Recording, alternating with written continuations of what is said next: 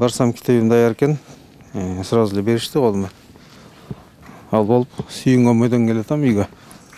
Агурдо конушунун тургуну Кайрат Алымбек уулу турак жайына документ алуу үчүн 1 жыл мурун арыз менен кайрылган. Бүгүн көптөн күттүргөн кызыл китеп колуна тийип кубанып турган учуру.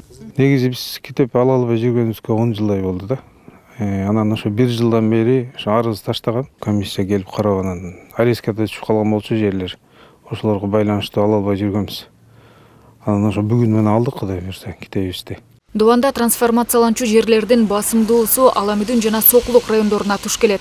Адистердин айтымында азыркы тапта жер мунапысын өз мөөнөтүндө бүткөрүүдөгү бирден бир тоскоолдук камакка алынган тилкелер болууда. Например, 391 контурдун ичинде тоже айыл өкмөттөр бар, 16 айыл өкмөт. Анын азыр карталары даярдалып атат. Новополовканын ичинде көп миңдеген арыздар жатат, кабыл алынбайт, себеп дегенде соттун аресттери бар. Ошол себептен болду. Так биз ускоренно эле кетип атабыз. Кандай чечим чыгып атат, акимият менен. Бизде разница практически аз эле да. Чүй облусунда жер мунапысынын алкагында 5000 гектардан ашык жер мыйзамдаштырылышы керек болчу.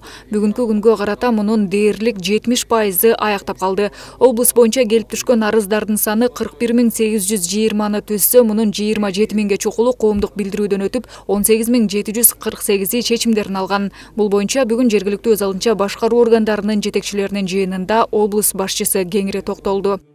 Чүй областынын аймагында жарандарга 18748 жер тилкеси боюнча чечимдер чыгып, 14438 мамлекеттик акт жана 3835 техпаспорт берилди.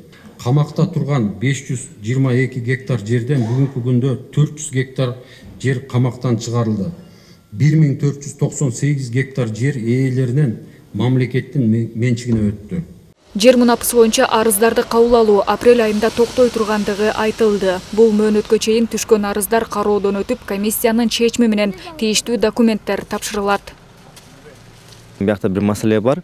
СССР доорунан бери айыл аймактарда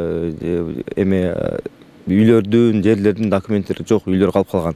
Ошол жарандарыбызга президенттин жарлыгына ылайык жарандарыбызга көмөк көрсөтүү үчүн биз азыр мөөнөтүн дагы узартканга аракет кылып атабыз. Бирок 1-апрелге чейин арыздарды кабыл алууну токтотобуз. Ар бир ошол жергиликтүү бийликтин башчыларына тапшырма бердик, жетишсин деп. Өткөн жылдын соңунда 25 декабрда президенттин жарлыгы менен министрлер кабинетине караштуу жер ресурстары, кадастр, геодезия жана картография боюнча мамлекеттик агенттик түзүлдү.